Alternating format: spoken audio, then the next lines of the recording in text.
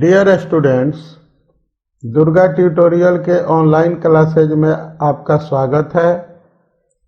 आज हम आपको पढ़ाने जा रहे हैं 12th क्लास हिंदी चैप्टर 5, जिसका शीर्षक है रोज और इसके लेखक हैं हीरानंद, सचिदानंद, वात्स्यायन अगे।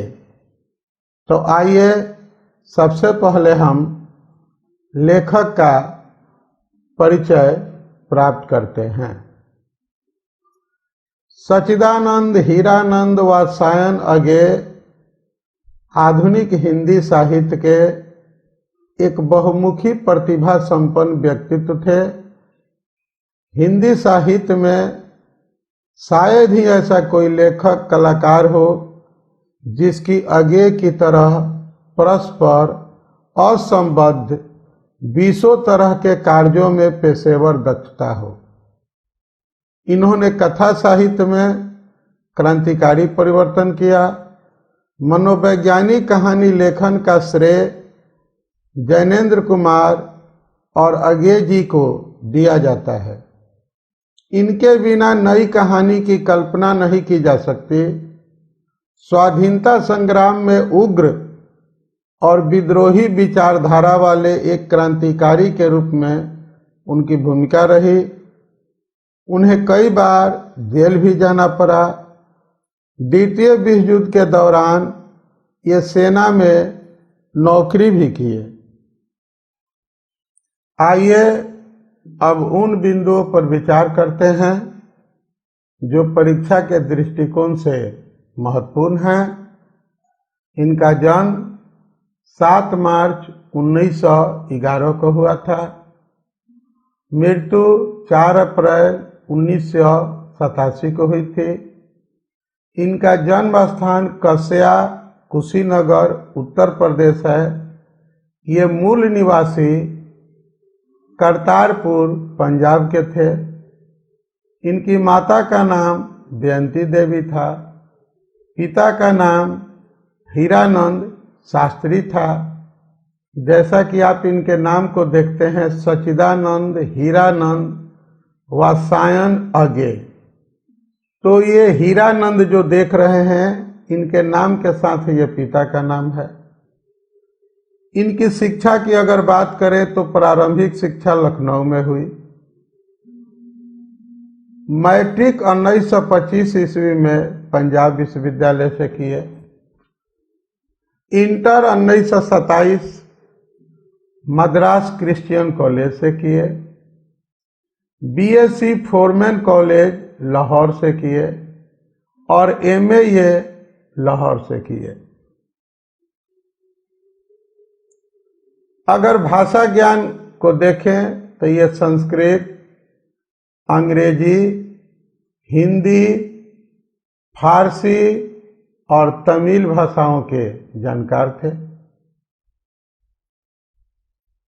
इनको साहित्य अकादमी पुरस्कार, ज्ञानपीठ पुरस्कार और एक अंतर्राष्ट्रीय पुरस्कार भी मिला जो यूगोस्लाविया का पुरस्कार है। उस पुरस्कार का नाम है स्वर्ण माल। इनके कार्य क्षेत्र पत्रकारिता, अध्यापन, सेना की नौकरी और संपादन कार्य रहे। अब हम इनकी कृतियों पर विचार करेंगे। इंद्र सभा और उत्तर प्रियदर्शी इनके प्रसिद्ध नाटक हैं। इनके कहानी संकलन का नाम है लौटती पगडंडिया। इनके कुछ उपन्यास का नाम है नदी के द्वीप, अपने अपने अजनबी। कविता संकलन भी इन्होंने किया। असाध्य बीना, रहस्यबाग, सावन नेग, इशारे जिंदगी के, ये सब इनके काव्य संग्रह हैं। अगर निबंध की बात करें तो सब रंग, त्रिशंकु, आत्मनेपद, आलवाल, भवंती, अंतरा, ये सब इनके निबंध हैं। अब आइए हम बात करते हैं पाठ सारांश की, जिस कहानी का नाम है रोज। रोज अगे जी द्वारा लिखित सर्वाधिक चर्चित कहानी का नाम है। यह कहानी पहले गैंग्रीन नाम से प्रकाशित हुई थी, बाद में इस कहानी का नाम बदलकर इसको रोज कर दिया गया। रोज कहानी एक मध्यम वर्गीय नारी मन की व्यथा को चित्रित करने वाली मर्मस्पर्शी कहानी है, जो नीरस और उबाऊ घुटन भरी एक ही लिक में जिंदगी की गाड़ी को दौड़ाने वाली की त्रासदी छिपी है। इस कहानी के पात्र हैं मालती, उसका पति महेश्वर, उसका बेटा टीटी, और इस कहानी का कथावाचक यानी नरेटर, जो स्वयं लेखक भी हो सकता है या मैं शैली में लिखी कहानी का पात्र। इस कहानी का कथावाचक, जो मालती के बहुत दूर के रिश्ते में भाई लगता था, लेकिन भावनाओं के आईने में वह उसके बचपन का साथी, सहपाठी और दोस्त था। वे लोग बचपन में साथ साथ स्कूल में पढ़े थे, खेले थे, शरारत किए थे, एक दूसरे से मारपीट भी किए थे, स्कूल छोड़कर आम के बगीचे में जाकर आम तोड़कर भी खाए थे। इसलिए वह साथी भी था, सहपाठी भी था और दोस्त भी था। वैसे दोनों एक दूसरे को भाई बहन कहते थे। मालती के शादी के 4 साल के बाद वह उसे मिलने जाता है। उसके घर तक पहुंचने के लिए उसे 20 मील पैदल चलना पड़ता है।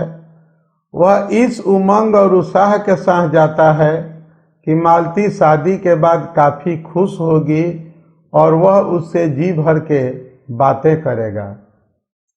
कथावाचक जैसे ही मालती के घर के अंदर पैर रखता है, उसे उस घर में एक मनहूस सी छाया का आभास होता है और विवाहित जिंदगी की कोई भी उमंग और उत्साह मालती के जीवन में उसे नजर नहीं आता है। यूं तो डॉक्टर पति, वैवाहिक जीवन का फल एक पुत्र उसके साथ हैं, लेकिन सागर के किनारे बैठा हुआ प्यासा जिस तरह से प्यासा रह जाता है, उसी तरह से मालती पिता का घर तो खुशी की तलाश में छोड़कर आई थी, लेकिन गम उसका साथी बन गया है।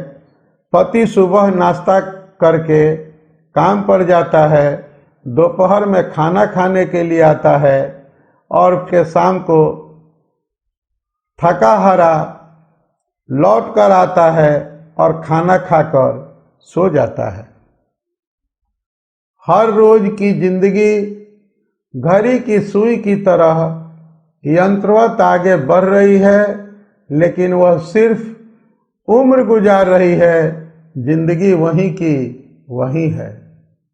नारी के जीवन में बच्चा हंसी और किलकारी देता है, लेकिन उसका बेटा जब तक जगता है रोता रहता है। जब वो सो जाता है तब मालती को थोड़ा सुकून मिलता है। इस तरह से कथावाचक नाउम्मीद होकर मालती के घर से लौट जाता है, एक बोझिल मन के साथ। यही मालती की जिंदगी है, रोज रोज की जिंदगी, जिसमें कोई विविधता नहीं है। मौसम आते जाते रहते हैं, लेकिन उनकी बेरंग और बेजान जिंदगी वैसी की वैसी रह जाती है। यही इस मनोवैज्ञानिक कहानी का सारांश है, जो घटना प्रधान नहीं होती है, वर्णन प्रधान होती है। और इसी के साथ हमारा आज का यह लेक्चर पूरा होता है।